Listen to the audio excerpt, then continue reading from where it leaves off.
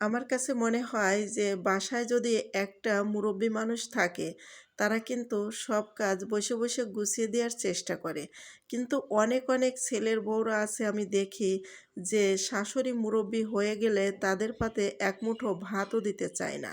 আসলে আমার কাছে মনে হয় যে মুরব্বি হচ্ছে একটা বরকতীয় জিনিস।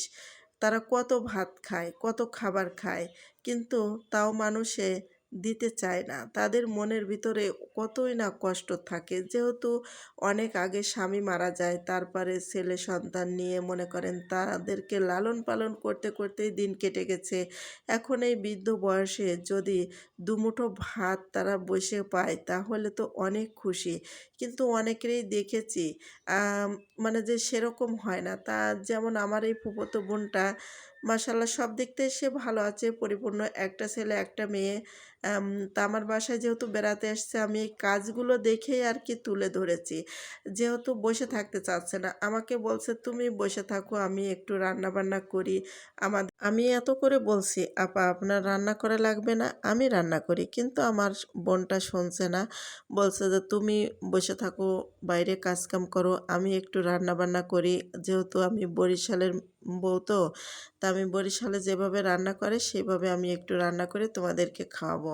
আসলে এমনিতেই উনি হচ্ছে চালু আছে, খুব বয়স হলেও মানে শক্ত আছে। ওই যে বলে না যে বাঁশের থেকে কঞ্চি শক্ত। কিন্তু আসলে কঞ্চিটা শক্ত ভালো। তা উনি যেহেতু নড়েচড়ে কাজকাম করে, আর একটা জিনিস আমি খেয়াল করলাম খুবই ভালো।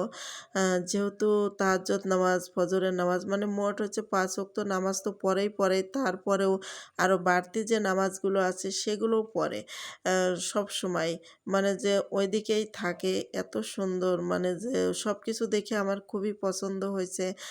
যেহেতু ৫ ওয়াক্ত নামাজ পড়ে, তারপরে মনে করলাম যে আচ্ছা তাহলে রান্নাবান্না করুক, সমস্যা নাই। তা আমি যেহেতু পাশে আছি আর বলছে, "তুমি দাঁড়িয়ে, দাঁড়িয়ে দেখো আমি কিভাবে রান্না করছি। এইভাবে রান্না করে তুমি তোমার হাসব্যান্ডকে খাওয়াবা। তাহলে তোমার হাসব্যান্ড খুব পছন্দ করবে।" আমি বলছি, "বাপরে বাপ! পাকা মরিচের ঝাল বেশি তো, এইজন্যে সব কথা আমাকে শিখিয়ে দিচ্ছে।" হ্যাঁ? বলছে, "তুমি তো ছোট মানুষ, তুমি বোঝো না। আমি নাকি ছোট মানুষ?" আপার কাছে হয়তো ছোট হইতে পারি যেহেতু আপার বয়স হয়ে গেছে। তারপরে কত সুন্দর করে রান্না করছে আর আমি পাশে দাঁড়িয়ে একটু ভিডিও করে আপনাদের সঙ্গে শেয়ার করছি। আশা করি আজকের ভিডিওটা আপনাদের সবার কাছে ভালো লাগবে। ভালো লাগলে লাইক, কমেন্ট, শেয়ার দিয়ে সবাই পাশে থাকেন। আর পুরো ভিডিওটা একটু ধৈর্য সহকারে সবাই দেখতে থাকুন। আর আপা বসে থাকা ব্যক্তি না। ২ দিনের জন্য বেড়াইতে আসছে। তার কি এত কাজ করা লাগে? তারপরেও সে বসে থাকে না, কাজ করছে, থালা বাসন মাজছে, আবার রান্নাবান্না করছে। তা পাঙ্গাস মাছ দিয়ে আর পটল ভাজি করে নিয়ে তারপরে ঝোল করছে। দেখেন কালারটা কত সুন্দর হয়েছে। অনেক সুন্দর রান্না।